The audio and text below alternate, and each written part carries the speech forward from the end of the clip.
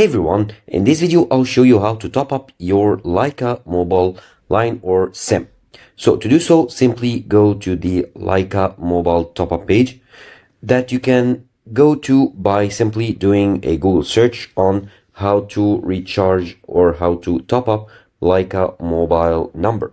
Now on this page, all you need to do is to enter your LycaMobile number here, and then you'll need to select the plans. So you can top up here from £10 all the way up to 100, or you can save more with SIM only plans if you want to.